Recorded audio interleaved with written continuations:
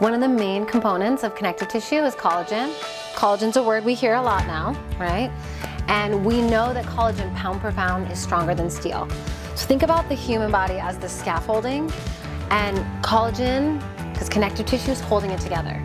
So pound per pound stronger. So when people have a tear in their connective tissue, think about what that means to the scaffolding of their body.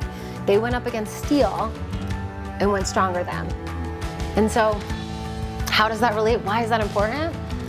Because if you're hurting yourself and you're tearing your connective tissue, and there's injury to your connective tissue, you're going crazy hard. So what can you do to not go so hard? So a really interesting research article that one of my teachers, Tiffany Cruikshank, she's phenomenal. She's an acupuncturist and very well-known yoga instructor and world famous.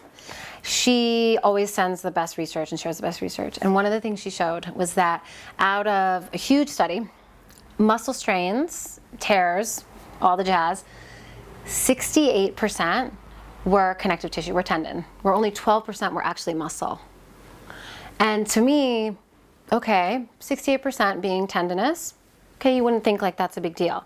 But the reason it's huge, and the reason I love sharing this one, I've known about it for about 6 months, is that pound for pound, collagen is stronger than steel. So if you have a piece of collagen, you have steel, and we're trying to tear it, stronger than steel. So now, think about the labral tears. Tendons in the knees, right? Right? Ligaments, tendons, how often that is. So that means that you had the ability to break steel. So talk about overuse.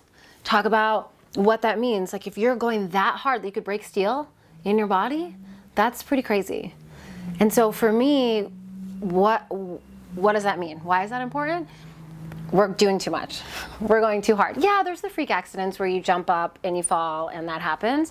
But knowing the strength and the capability of steel, right? We have skyscrapers based on our body, the scaffolding of our body. The fascia holds us together. Do you remember when Tron came out? And you remember like that suit? And at Halloween you see people in the suits that are like a bodysuit and like their face is covered. That's how I want you to think about the fascia.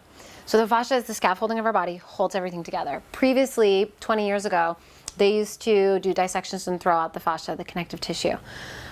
Now we know how important it is. It's connected to the nervous system. It's piezoelectric. It has this ability to share information throughout the body. Knowing that, we know that anytime there's a knot or there's an injury like that, it's in the fascia. So I've done human dissection, cadaver labs, and one of the teachers has been doing it over 50 years. And he says he's never seen a knot in muscle. Not one time. Never seen a knot in muscle. But you see it in the connective tissue. If I was a pitcher and I'm throwing, I'm going to have more connective tissue. I'm going to have more scar tissue. There's going to be more fascia, or as Gil Headley says, the fuzz. There's going to be more of this interwoven lattice of, looks like cobweb. It's not always bad. One of the easiest ways to affect it, acupuncture and cupping. You know this. So I can physically take a needle and break up where the cobweb is when it's not needed, right? Cupping, it is like a reverse massage. So we have our epidermis, dermis, we've got our fat, our adipose tissue, we've got our muscle, our bone. Cupping comes along and we use fire to create a negative pressure. When we lift up, fresh blood goes in. So we're lifting the epidermis away from the dermis, fresh blood goes in, increasing circulation, which we all need, especially athletes. Getting our blood flow going, breaks up proteins, body creates its own healing cascade. So that's like the spark notes of it, right? With acupuncture, we can break up the adhesions, increases collagen and elastin. That's why people love acupuncture for their face, right? Giving you a little boost. My name is Amanda Lee Murphy, and I'm so happy to be a part of Be Better at Volleyball. I am a licensed acupuncturist and traditional Chinese medicine practitioner located in Manhattan Beach, California. And I'm also a yoga instructor and group fitness instructor. I teach at 2 studios in Manhattan Beach, the Yoga Loft, and in Hermosa Beach, Soho Yoga. If you want any information or have any questions for me, please reach out.